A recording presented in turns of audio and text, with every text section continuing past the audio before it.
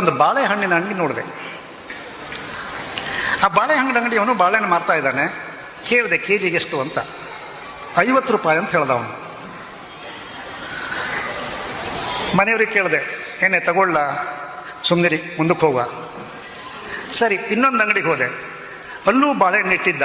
ಅವನ ಹತ್ರ ಕೇಳಿದೆ ಬಾಳೆಹಣ್ಣಿಗೆ ಎಷ್ಟು ಅಂತ. ಅವನು 30 ರೂಪಾಯಿ ಅಂತ ಹೇಳ್ದ. ಒಂದು ಅಂಗಡಿ ಆಚೆ ಈಚೆ ಇವನು ಬಾಳೆಹಣ್ಣು ಮಾರ್ತಾ ಇದ್ದಾನೆ 50 ರೂಪಾಯಿ.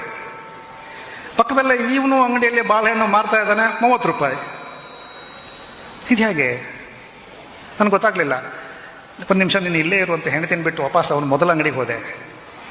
ಅಲ್ಲಯ್ಯ, ಅವನು 30 ರೂಪಾಯಿಗೆ ಬಾಳೆಹಣ್ಣು ಮಾರುವಾಗ ನಿನ್ನ ಪಕ್ಕದವನು ಇಂಥ ಸ್ಪರ್ಧಾ ಯುಗದಲ್ಲಿ 50 ರೂಪಾಯಿ ಅಂದರೆ ನಿನ್ನ ಬಾಳೆಹಣ್ಣು ಯಾರು ತಗೊಳ್ತಾರೆ ಮಾರೆ ಅಂತ ಕೇಳಿದ್ದಕ್ಕೆ ಅವನು ಏನು ಹೇಳ್ದ ಗೊತ್ತಾ? ನಾನು ಬಾಳೆಹಣ್ಣಿನ ಇಡೀ ಗೊನೆ ಇಟ್ಟುಕೊಂಡೇ ಮಾರ್ತಾ ಇದ್ದೇನೆ.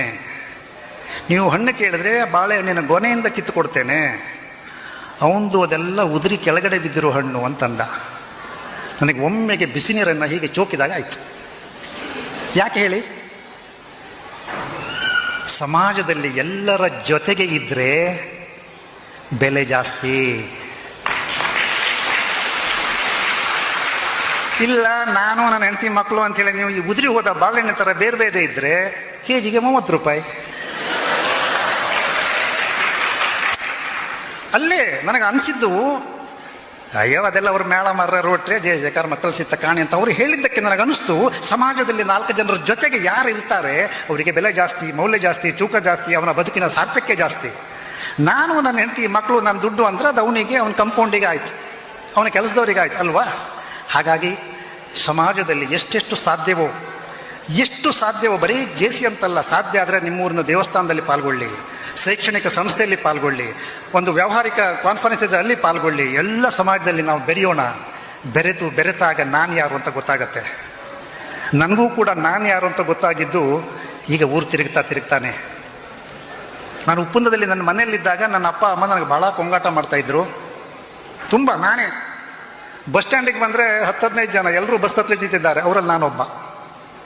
ಹಾಗೆ ಕುಂದಾಪುರ ತಾಲೂಕಿಗೆ ಹೋದರೆ ಶಾಸ್ತ್ರಿ ಪಾರ್ಕಲ್ಲಿ 100 ಜನ, ನಾನೊಬ್ಬ. ಉಡುಪಿ ಜಿಲ್ಲೆಗೆ ಹೋದರೆ ಇಡೀ ಜಿಲ್ಲೆಯವರೆಲ್ಲ ಅಲ್ಲಿ ಬಂದ್ಕೊಂಡಿದ್ದಾರೆ, 1000 ಜನ ಅಲ್ಲ, 10-20 ಸಾವಿರ ಜನರಲ್ಲಿ ನಾನೊಬ್ಬ.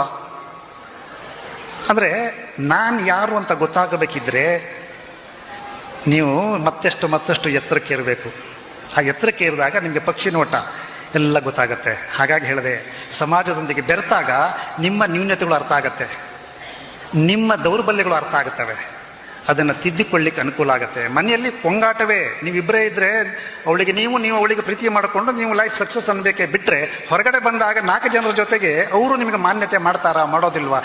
ಯಾರಿಗೆ ಮಾನ್ಯತೆ ಮಾಡ್ತಾರೆ ಅಂತ ಹೇಳಿದ್ರೆ, ಮೊದಲು ಪಾರದರ್ಶಕ ಬದುಕಿನವರಿಗೆ ಮಾನ್ಯತೆ ಮಾಡ್ತಾರೆ, ಅತ್ಯಂತ ಪ್ರಾಮಾಣಿಕರಿಗೆ ಮಾನ್ಯತೆಯನ್ನು ಮಾಡ್ತಾರೆ, ಪರಿಶುದ್ಧವಾದ ಮನಸ್ಸುಳ್ಳಂಥವರಿಗೆ ಪ್ರಾಮಾಣಿಕನ ಮಾಡ್ತಾರೆ, ನಿಸ್ವಾರ್ಥವಾಗಿ ಯಾರು ತ್ಯಾಗ ಸಹನೆಯಿಂದ 4 ಜನರ ಜೊತೆಗೆ ಬೆರೀತಾರೋ ಅವರನ್ನು ಮಾನ್ಯ ಮಾಡ್ತಾರೆ.